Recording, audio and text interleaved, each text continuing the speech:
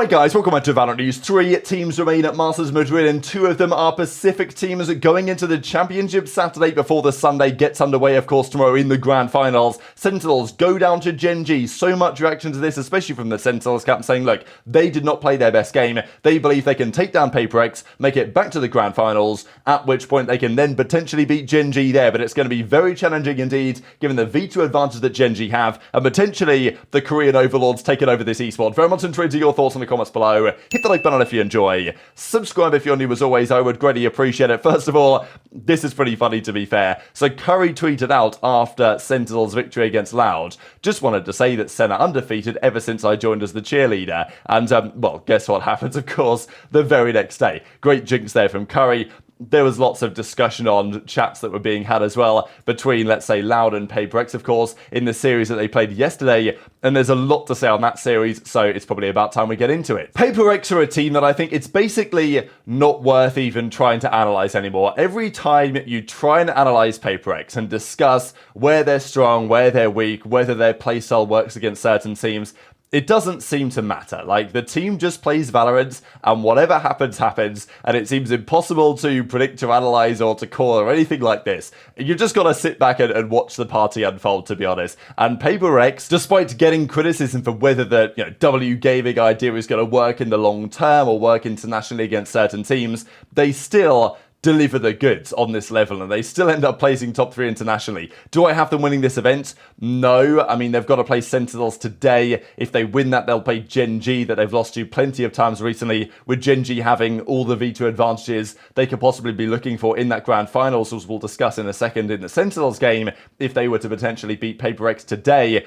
But yeah, look, I think the thing for Paper X is they were the best team in their region. They never quite won the international event, and now Gen.G have come along and usurped them in some sense as the best team in the Pacific. At least that's how it seems at the present day. So I think that's where some of the criticism has come from. But the performance was nonetheless stellar, right? I mean, something on the operator at times, taking down Loud. The Ascent was 13-11 in a close fought affair, and then the Sunset was 13-8 on Paper X's pick. Mindfreak as well decided that today he was actually going to play some Valorant, because yesterday he had a shocking series. Yeah, I mean, well, the day before yesterday, a shocking series. Mindfreak then turned up in the series, gets the job done, and yeah, Quick had... maybe, as we discussed, right, Quick was on the Phoenix both maps, interestingly enough. But he had a phenomenal series the day before, couldn't replicate this against Paper X, and they move on to top 3 in the tournament. So, yeah, there's nothing really you could even say on this team anymore. But I will say from the Loud side, another top 4 for them.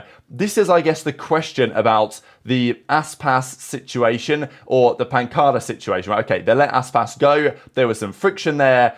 Now they have played a tournament. The only teams they beat this tournament, Loud, were FPX and Edward Gaming. Those are the only scalps that they got. Not bad scalps, to be fair. They dominated Edward. They beat FPX comfortably. But when they played the top teams, the Sentinels, again, the Paper X, they went down, and Loud couldn't get the job done as the tournament went on. And of course, they also played Gen.G in the first round, so the teams they lost to were the teams that have placed above them in the ends, but nonetheless, they've lost to 3 different teams this event: Gen.G, Paper X, and Sentinels. Loud might think, well, is that going to be enough, especially when they go back to their home region? Salik's going to have to think about it. This is kind of why I was talking about the whole Pancada thing from Sentinels, in terms of like, all right, maybe Pancada should bide his time. Yes, he of course discussed the Furia situation, that he was going to join, and the health issues prevented that from happening for the immediate term. But would Loud look at Pancada and think, you know what, maybe we do need an upgrade if we want to win internationally? Because, silly mistakes, a couple of things that maybe Pancada can improve on their team. So I think something to think about there from Loud. This is probably the only result that makes them consider making a change. I still don't think they would, but there is something to be said for it, given that they're clearly not the best team in the world, and they're a couple of steps away from being there with the teams they've recently lost to. So Sentinels, they played Gen.G. This was the one that everyone was looking forward to, and I think really, from the Sentinels side, they'll be frustrated they did not play their A game at all. Yes, they took the series to 3, and there's lots to learn here from Sentinels as well, because as Kaplan says before the series, Grand Final advantage is big. you don't get a map advantage, but you do get to choose the vetoes entirely for the series. You get to ban 2 maps, the other team doesn't. That is a big advantage. Certainly for Gen.G, with the way their map pool stacks up, they can ban their 2 worst maps, they can play Sentinels and all the maps they want to play them on. To be fair though, some of the maps that Gen.G want to play Sen on are also Sen's good maps. They did not play necessarily so well on them just yesterday, especially when it comes down to the split. It's pretty funny really. I knew this was going to happen. I said in yesterday's video, playing Sentinels on split is a death sentence. And as soon as I said it, I was like, they're going to lose to Gen.G on split today, aren't they? And that's exactly what happened. And mainly this was down to the success of the retakes for Sentinels being nowhere near where they had been before. That's where Sen really dominated split so far this tournament, was that sure, there'd be in a retake scenario, and they would just win the retake like every time. On this occasion, they had plenty of retake opportunities. They won none of them. There were also so many thrifties that were won in this series as well, like MasterCard, the thrifty sponsor was, I'm sure, absolutely loving it because it happens so often here. But yeah, Gen.G dominated Sentinels on the split 13-5. I will say,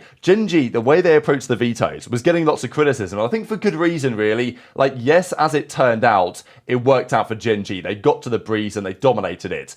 But they did allow Sentinels, arguably their 2 best maps, or 2 maps they really like, as the first 2 maps of the series. So in hindsight, I think Sentinels are looking at this thinking, you know what, if we actually decided to play some Valorant on the split, and actually, I don't know why they were so flat, they came out yesterday, Gen.G deserve all the credit, obviously, but I still think the way they approach this, split Lotus map 1, map 2, will make Gen.G think, you know what, and I wonder what Gen.G will go to in the finals, because they picked the Lotus.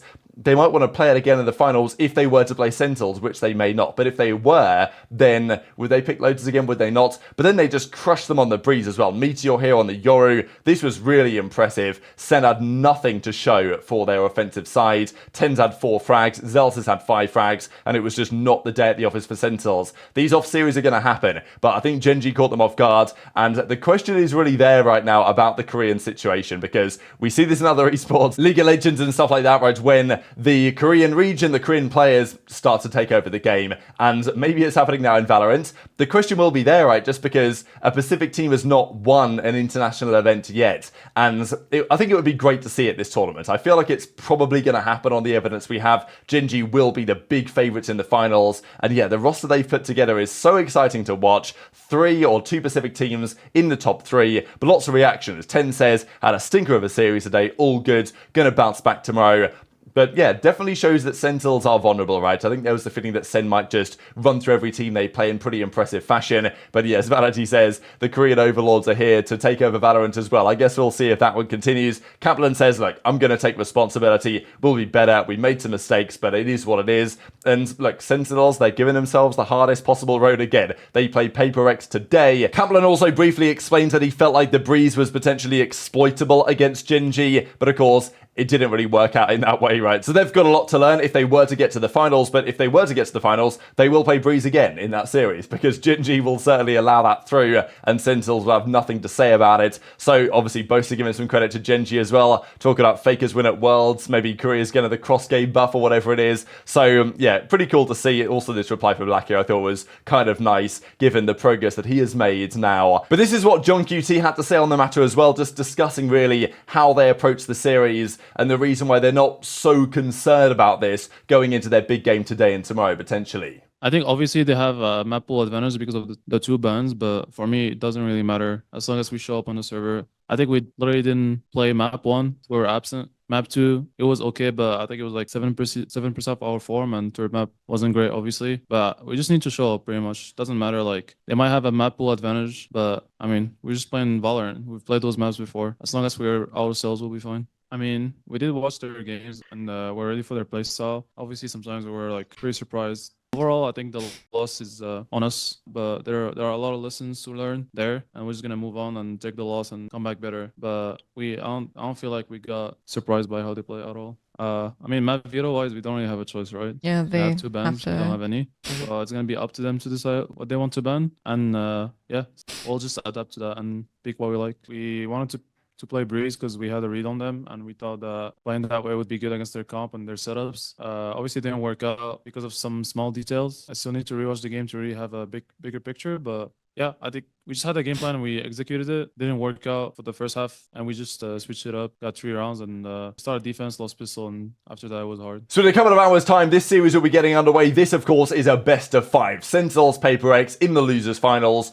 to determine which team advances. Paper X taken down Loud yesterday. I do feel like Sentinels are the stronger team, but as I say, I'm just going to stop analysing Paper X and I'm just going to sit back and enjoy the show. I hope that Sentinels win, I think, just because if Paper X win, I feel like the grand finals is a bit of a foregone conclusion. Gen.G have shown in the grand finals of the Pacific and even most recently that they are the stronger team in that region and they probably will beat Paper X again if they get there. Sentinels, I don't know. I don't think they played their best VALORANT yesterday. I think they could win the finals if they were to get to it, but we'll see what happens, right? Either way, Gen.G are the favourites to win the tournament, and it's just fascinating stuff. FNS says, love Paper X, all in on Sentinels tomorrow. So whether this is a jinx for FNS, I guess we will see. I'm sure that a lot of the American fans are looking forward to that happening, but yeah, these are the numbers, by the way. The most popular VCT playoffs matches excluding the grand finals, and we have Sen versus Loud as of a couple of days ago. Over 1 million viewers, #1 of all time